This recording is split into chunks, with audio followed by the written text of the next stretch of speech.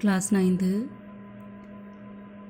बेटा आज हम ललित यद की रचना अपनी दूसरी कविता है वाक, उसको पढ़ने जा रहे हैं। ध्यान से सुनिए, अपनी बुक को और पेन से निकाल करके बैठे।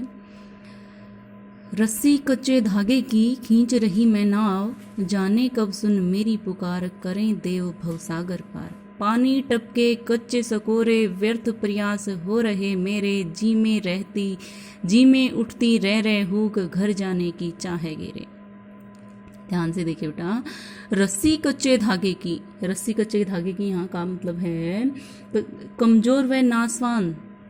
रस्सी कच्चे धागे की कमजोर व नासवान जीवन, खींच रही मैं नाव, इनकी जीवन की नाव खींच रही। इस संसार में व्यक्ति, यहाँ पर कवित्री खुद को लक्ष्य करके कहती है कि मैं अपने जो जीवन रूपी जो नैया है उसको नासवान साधनों के द्वारा खींच रही हूँ।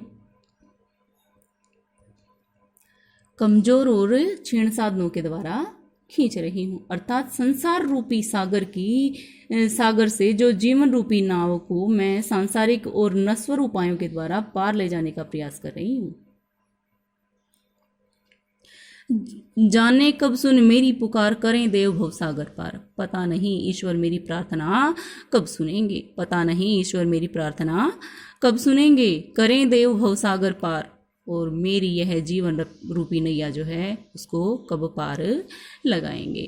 पानी टपके कच्चे सकोरे व्यर्थ प्रयास हो रहे मेरे, यानी कि मनुष्य का जीवन एक नासवान और क्षणभंगुर है।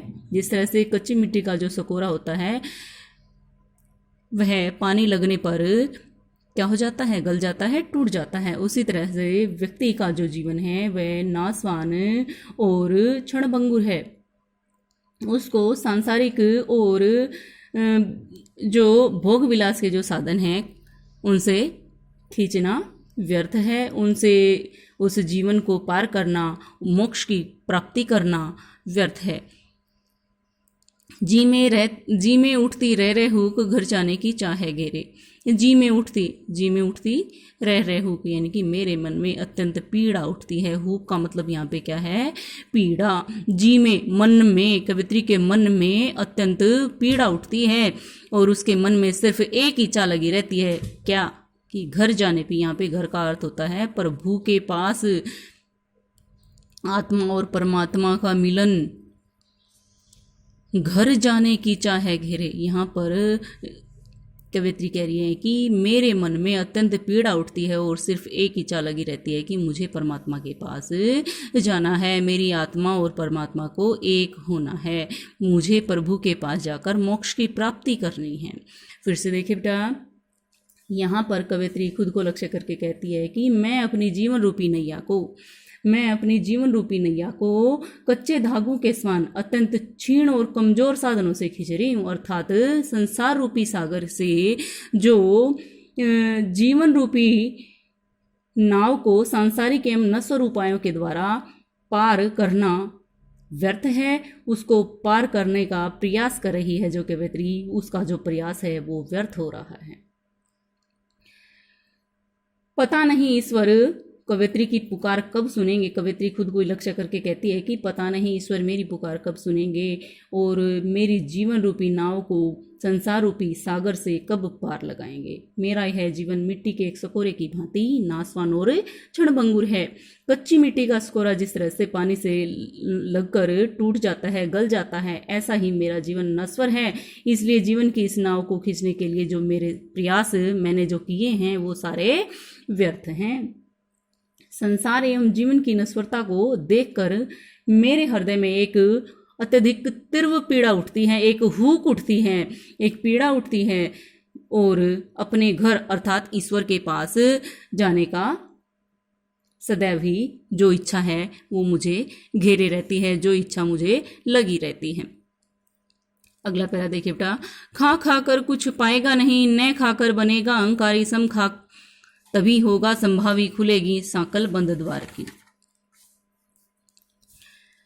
खा खा कर कुछ पाएगा नहीं, खा खा कर मतलब यहाँ पे कवयित्री मनुष्य को चेतावनी देकर के कहती है, चेतावनी पद परत दोहा है ये, खा खा कर कि सांसारिक भोग विलास से कुछ भी प्राप्त नहीं होगा। यदि सांसारिक वस्तुओं और धन दौलत को जोड़ेगा तो तेरे मन में अहंकार घर कर जाएंगे, जो एक ईश्वर भक्ति या मोक्ष प्राप्ति में के मार्ग में एक बाधा उत्पन्न करेंगे। समखा तभी होगा संभावी। समखा मतलब एक समान बना रहे। समखा ना तो अत्यधिक खुशी मिलने पर ज़्यादा उछल कूद कर और ना ही हानि होने पर तू शोक प्रकट कर। तू सम बना रहे, एक जैसा बना रहे, तभी होगा संभावी, तभी संभावी बन जाएगा तू। संभावी यानी कि समखा, तू एक जैसा बना रहे। इस संसार में भोग सुखों को भोगना और धन दौलत को एकत्रित करना दोनों ही क्या हैं, मनुष्य के मोक्ष प्राप्ति में बाधक हैं। कवयित्री ने इससे बचने के लिए अनेक संकेत दिए मनुष्य को। क्या कहती है कवयित्री यहाँ पे अंत की लाइनों में, खुलेगी सांकल बंद द्वार की, यानी कि जब तू समभावी हो जाएगा, सम खा जाएगा, तू एक समान बना रहेगा और संभावी बन जाएगा, तब तेरे मोक्ष प्राप्ति का जो द्वार है वो खुल जाएगा और उसकी जो सांसारिक मोह माया के बंधनों से तू छूट जाएगा और तेरे को ईश्वर प्राप्ति हो जाएगी, तुझे प्रभु मिलन हो जाएगा। सांसारिक साधनों के प्रति समभाव बनाए रखना, यानी कि अत्यधिक आसक्ति न होना, समभाव बनाए रखना, तभी मनुष्य संभावी बन सकता है। उनके प्रति अत्यधिक आसक्ति न होना, वो होता है संभाव।